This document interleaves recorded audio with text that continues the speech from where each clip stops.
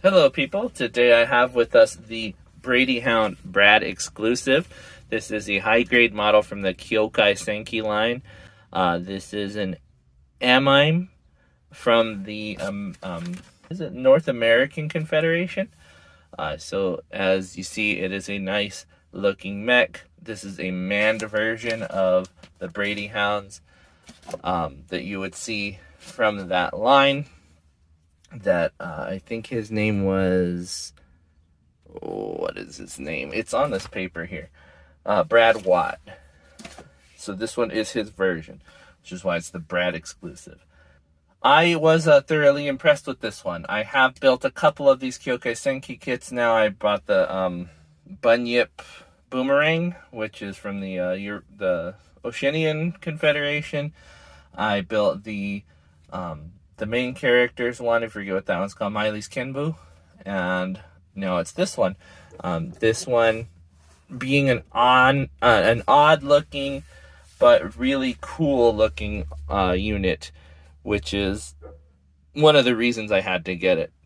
So this thing is of course, like I mentioned, the manned version of the Brady Hounds, which means that there's a cockpit inside there and that Brad Watt is piloting this one. It's also a platform to control the unmanned versions of the Brady Hounds, so it's a commander unit. There is a write-up that actually mentions that. Let me go ahead and read that real quick. So this is a manned commander version of the AMIME, which stands for Auto Mobile Artificial Intelligence Mount, Brady Hounds, the main units of the North American Confederation forces. The most prominent feature that differentiates it from the unmanned unit is the additional ability to give out orders to multiple unmanned units. Unmanned units are usually controlled from the command vehicles located far away from the battlefield, but the manned commander units are deployed to get a closer view on the battlefield situations and give out precise orders. The introduction of manned commander units may lead to major changes in AMIME operations depending on their results, since current tactics are focused on unmanned units.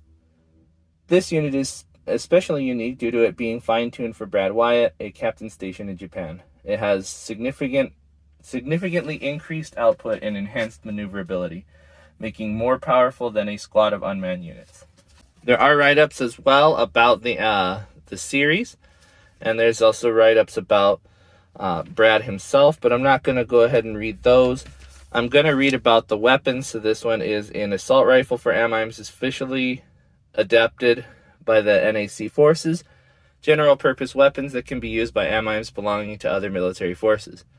They are large machine guns, designed and manufactured as handheld weapons for AMIMEs. They are lightweight and easy to wield.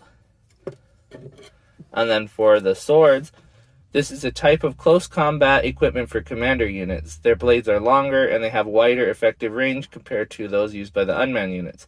However, this makes them very difficult to handle, and they can only be wielded to their fullest potential when with manned units with human pilots that are able to perform delicate controls.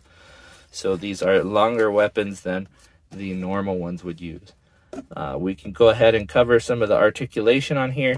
As you can see, there isn't exactly a head unit on this. This is just kind of the body, the torso, with that cover on the top that isn't actually articulated. It's just that head there. And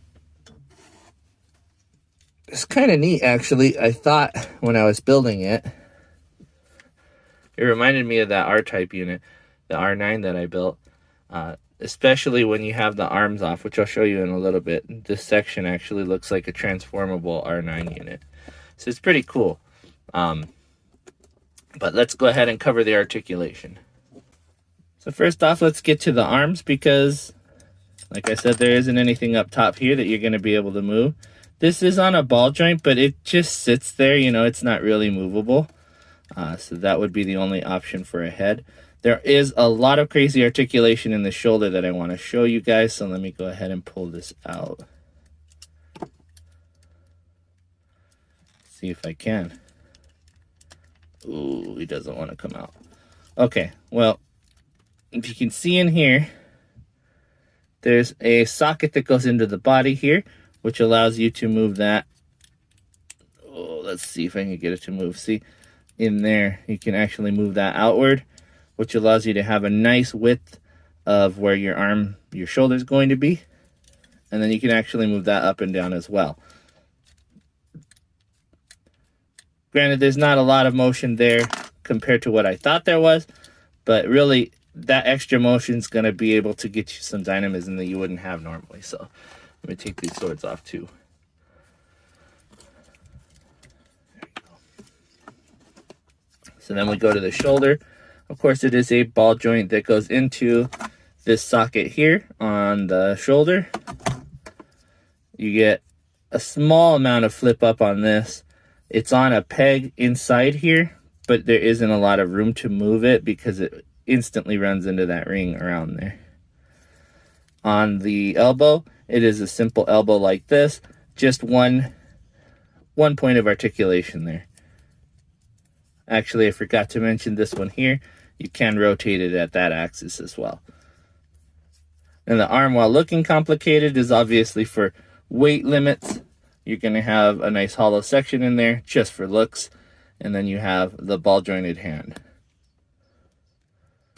The hand is actually articulated in another way. Let's see if I can get it to focus.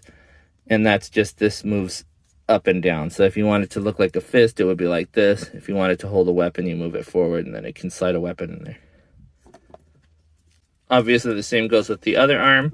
It's going to be the exact same type of articulation there. Moving down from the shoulders, we're going to go to the upper part of the body here. You can move the upper body on that ball quite a lot, but combined with the bottom, there isn't that much motion. That said, you can rotate this at the waist, and that ball does have a nice look, but doesn't really do much. It's just kind of sitting there holding everything in place. Still, you do get an ab crunch, and it does have some effect on how you can pose it. Let's get these out of the way. The side skirt armor can rotate. Very similar to some of the Gundams, it's on a ball joint this time. This front skirt armor does rotate as well, although I don't think it's meant to. If you plug it in all the way, I think it locks in place. Maybe I have it upside down. It has happened before. No, I think it goes the other way.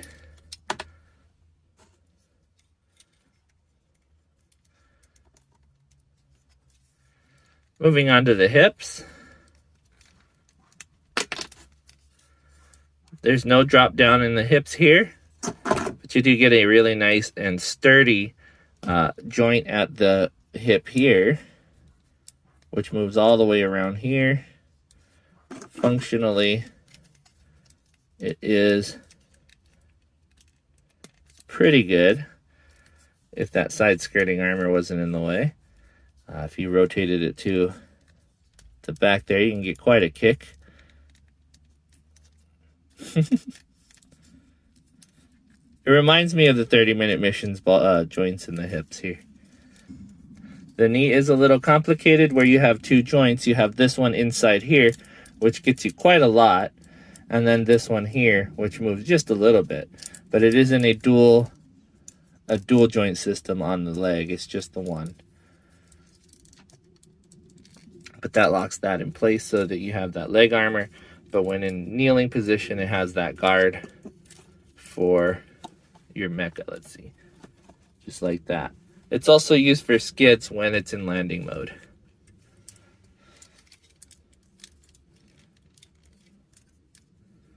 At the foot, you have this articulation point here for that armor. This one slides into the bottom of the foot, which also has an articulation point. So you can move that. You can move that peg there. You have this one here.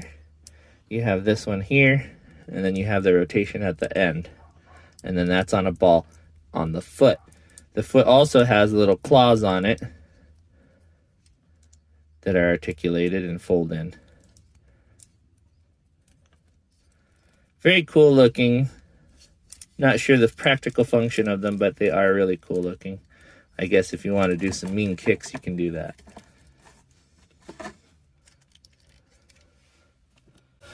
The weaponry is really cool looking, I think, too. It has a different style gun. You know, it's a projectile based weapon, so you know it's just a regular gun like we would use nowadays. The swords are just huge slabs of plastic, one piece, but they come with this neat connector and divots on the sword to hold on to it. You could see them here, that one and that one actually just slides over it, and this plugs into underneath the shoulder right here. You see I separated it, but just right in here. Now I got that clear piece wanting to fall off on me. This one is articulated as well, so you can maneuver that as you need to. But that fits in there just like so. Nice and easy. And that goes for both sides. Same thing on the other side. And overall, you get a nice package of articulation on a very bulky looking machine. I think this is a very realism type mecha. You're not really looking for thrills or frills. It looks like something that would be for practical purposes only. Oh, the other thing on this hand, you get another one for the other side. You see that it's got 5 fingers, 3 in the middle and 2 thumbs, which is pretty neat. The closed hand doesn't have that, but let me show you close up. The open hand has the thumbs going out like so, and the closed hand has all of them wrapped up tight. It's a pretty neat little thing.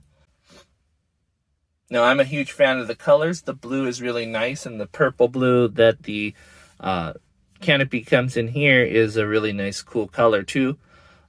This one in the anime was pretty fun to watch fighting. The character Brad is one of my favorite characters so far.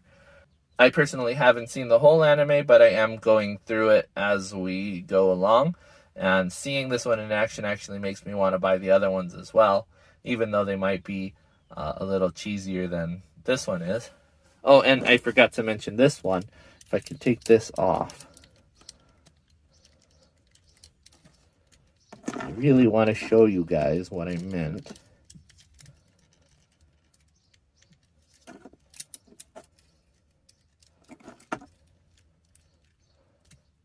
Okay, here we go. So I don't know if you guys ever played R-Type, but the transformable types always have the front section of the machine folds up and under and gets to the back like this one here. So it gives me that vibe of a transformed R-Type unit from that video game series. Now, I'll be honest, personally, this one is a little difficult for me to pose because there isn't a lot of badassery to it besides the big chunkiness of it. I think that it's a very realistic type robot, like something like a tank on legs. So it is a little difficult to get that badass feel, that dynamism from this one. I've seen it in the anime, and it does all the superhero poses. That doesn't look so great in this form. So, like, you could pop these kind of things out and try to move it so that it looks cool, like a nice anime pose, but it doesn't really carry it over into reality. It just kind of looks awkward, at least to me. That said, it isn't an ugly thing by any means. I really like this one. One of the coolest ones that I've seen in that show. I still think the Nirin is the best. The red one with the backwards legs looks really cool. But I am hoping to get more of these kits. They are widely available, and I think they didn't sell very well because people didn't really watch this anime. It's kind of hard to sell a new anime with the popularity of Gundam.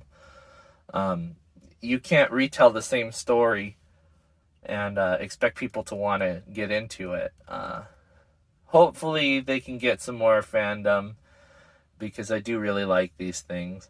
I know they're making more. One of them, the new one, is going to have 3mm ports on it, so it's going to be compatible with 30-minute mission stuff. I'm looking forward to that one a lot. But here's hoping they make more. To do just a size comparison here, you have to remember this is a 172 scale. So in universe, these aren't going to be the same size. This Gundam being in 144 scale, it would be double the height it is now in 172. So it's right along the same size as a bulky high-grade Gundam. And the price reflects that. I think they're like $30, whereas this one would be like $15, $16, $17. So it's similar to something like a mid-tier, I want to say, like the like a Zeta Gundam or something like that. It's a heavier duty one than just the regular Gundam. But just for scale, I wanted to show you guys that one before I went and signed off. I don't want to take too much time for this one. I don't know too much about the anime. Like I said, I'm only 5-6 episodes in. It might be more than that. It was really late when I was watching. But if you are at all interested in one of these, I definitely say try it out. The Bunyip was a lot of fun to build. Definitely different. It goes together a lot faster than this one does. Probably not worth the price as much as this one was. Or the Mylis Kembu, which is a bigger, bulkier machine than this one is too. But this one is a fun one as well to build. Different aspects of this one just made it very interesting. There's a lot of different engineering. Like I showed you, those holes in the body or the frame on his arms. That ball in the middle there that kind of just serves as a bulk filler. And there's just a lot of fine color separation on some of these parts that's just really interesting to me. There's not a lot of color correction that you would need to do to get this in anime accurate. It's surprising to me. It doesn't go together like an Iron-Blooded Orphans kit like I thought they would. That one I'm going to leave more to the Witch from Mercury sets. That appraisal, I mean.